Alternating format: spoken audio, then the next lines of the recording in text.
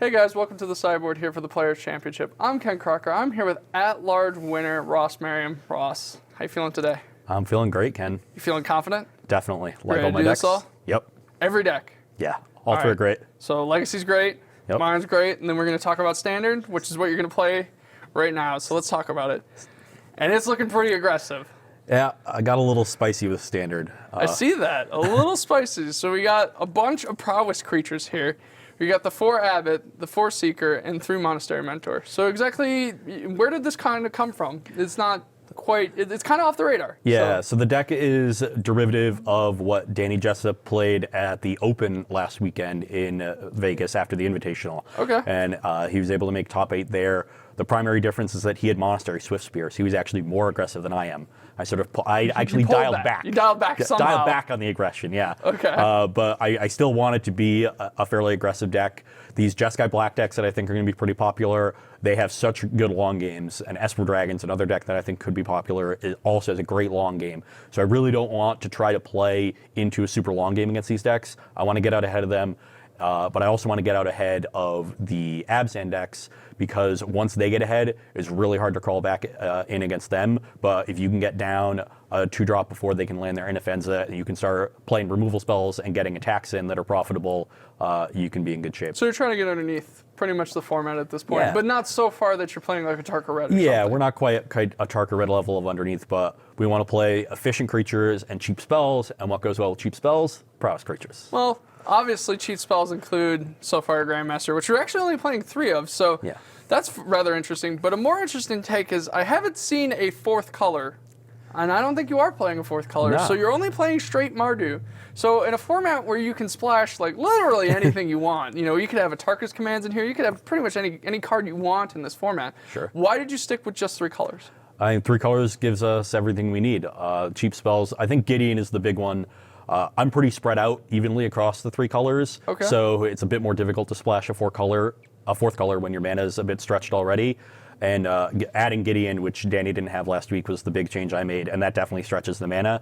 But I think Gideon is actually the most important card. It's the best card in the format against the Jeskai decks. And when you're on the play or you can get out ahead of Abzan, it's really good. But if you ever fall behind against Abzan, Gideon's pretty bad, because you really need, they have a ton of creatures that, along with a Dromoka's command, can take down a Gideon in 1 turn. So you really need to have a reasonable board before you deploy it. Otherwise, it's unlikely that you're going to untap with it. But if you ever untap with it, it's so good.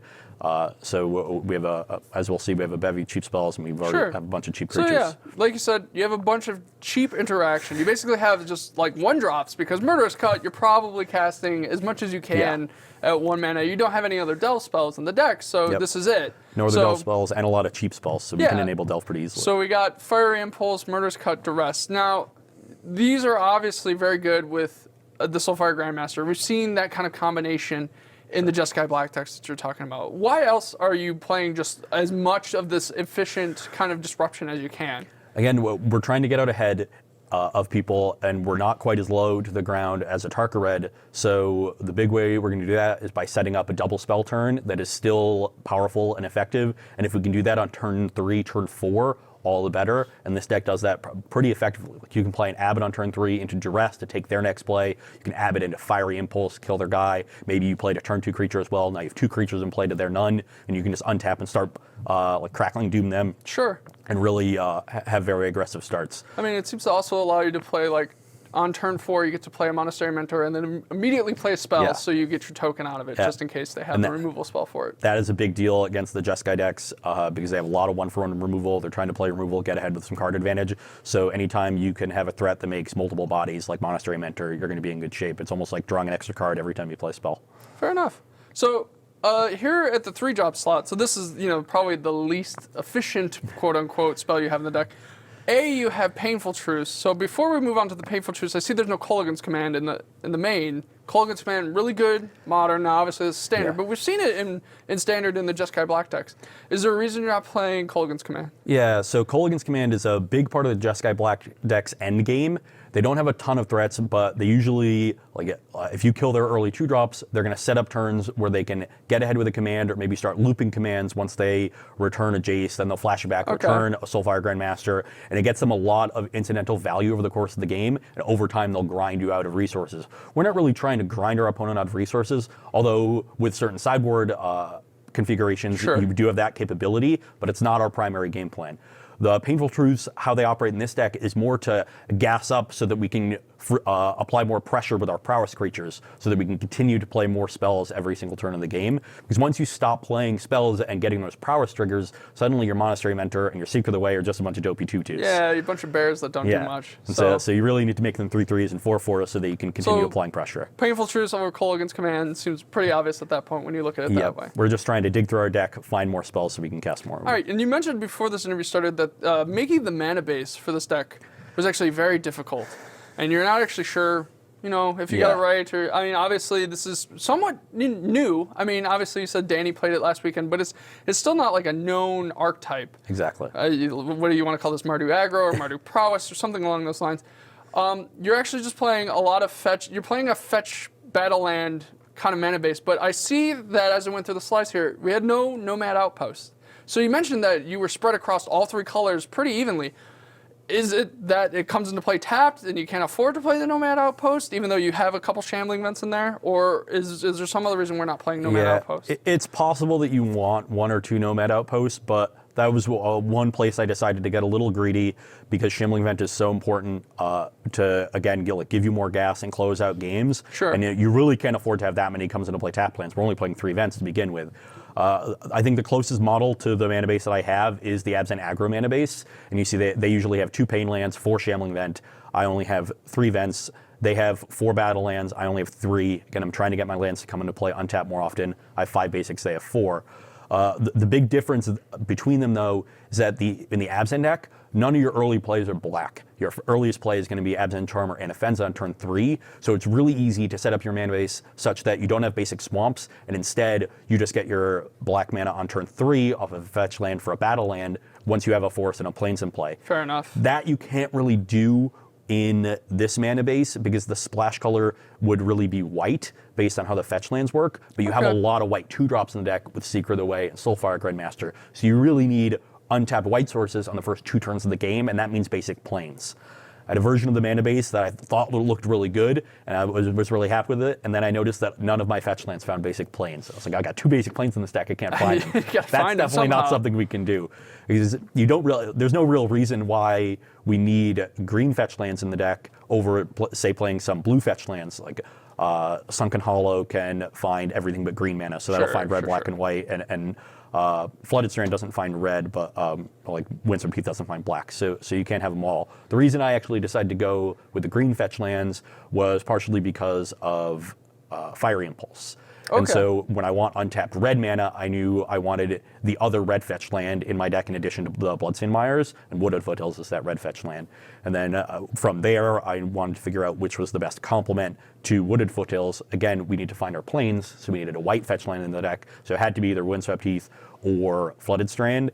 And because you already have a lot of black-white dual lands, you can play Caves of Koilos and Shambling Vent, then it was easier to play Windswept Heath, which can't find black, rather than the land that can't find red mana, and get most of our red mana out of the fetch Battleland mana base, get more of our black and white mana out of the other dual lands. Fair enough. So even with all the good mana that we have nowadays, it's still quite difficult to put together an aggro 3-color deck. Exactly. It's a little bit different because we're putting a lot of stress on the deck to find colored mana of all 3 colors relatively early in the game. Early as possible, pretty much. Yeah, and so it might be tough to double spell with Crackling Doom plus Fiery Impulse or Crackling Doom plus Duress, but I think it'll happen that I know which spells I need to cast before turn 4, or I have a better idea of that, and you can sort of shift how you fetch in order to enable one of them, but it'll be difficult to enable both. So if I happen to top deck the Duress on turn 4, I might find myself unable to cast both spells, and that's going to be something I'm definitely worried about with the deck. Sure.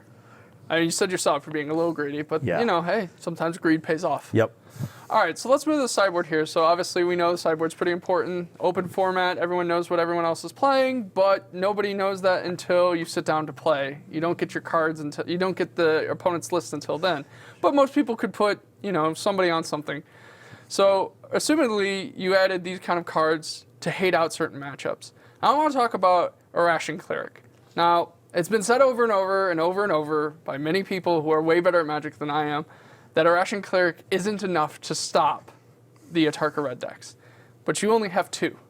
So why only 2 Irrational Cleric? Well, you're right. Irrational Cleric isn't enough by itself. But fortunately, we already have 4 Manic Seeker of the Way, 3 Soulfire Grandmaster, 4 Fiery Impulse, some other cheap removal spells, and Duress, which is quite good against them at breaking up their combo turns so that you can try to fight them in a fair game where their cards aren't as powerful as ours. So you kill their Swift Spear, you play your 2-drop, you Duress away half the combo, probably they become immense. And then you're fighting on fair terms and your cards are more powerful, and we have a lot of ways to gain a life.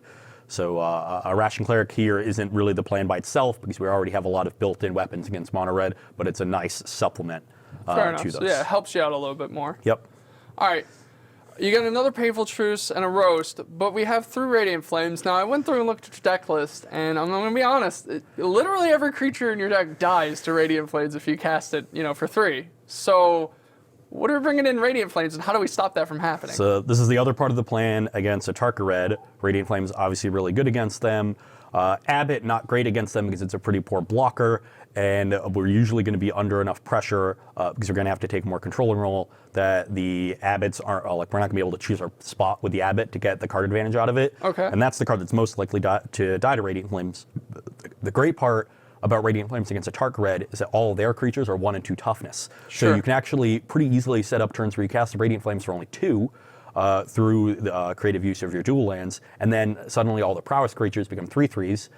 Sure, your mentor tokens might die, but your mentor itself and your Seeker of the Way are going to live. You can attack them for 6 after clearing their board, gain 3 life, and you're in a really good spot. So you're probably not going to cast Radiant Flames for 3 that often, unless I want to gain a whole lot of life with Soulfire Grandmaster, which is a pretty good trade-off. I lose my Grandmaster, but maybe I gain 12 life or so out of it. That's going to buy me enough time to take control with Gideon and other cards. So I think the Radiant Flames, even though it might look a little bit out of place, our plan against the Atarka Red decks where the Flames comes in is a bit more controlling, and so it is actually going to fit within our post-board configuration a lot better than it looks like it would fit given what the main deck is. Interesting. And then finally, you have Transgress the Mind. So you're already running Duress main deck. Transgress the Mind looks like a card that you added for some people, perhaps, that you're playing against. Is that what this is really here for? Is this targeted at somebody?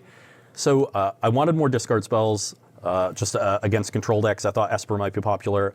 Transgress is a little bit different than Duress in that it can take Dragonlord Ojutai or Silumgars of various kinds against those style decks, but also has a lot of utility against the ramp deck. The Eldrazi ramp deck, because you can take green-red Ulamog. Eldrazi. Yes, and we've got a pretty notable ramp player in the field in Ali Eldrazi, so we're gonna have a couple cards maybe against him. Hopefully he's playing it. We don't really want a bunch of a 4th Duress against Atarka Red. You can't have that many spells that don't affect the board, and that's really the big deck that favors Duress because it's a cheaper spell and you're taking mostly 1 and 2 mana spells against them with the exception of Become Immense. So Transgress is they're close enough that it's nice to have the split, and obviously like if I can ever take an Ojutai or an Ulamog, it's going to be so much better than Duress. Fair enough. So you brought a brew for the standard part. Yep. Hopefully we get to see it on camera. Hopefully make it. We wish you luck, Ross. Thanks for taking the time to size in from the sideboard. Appreciate it. Thanks for having me. All right, you guys stay tuned for more action here at the Players' Championship.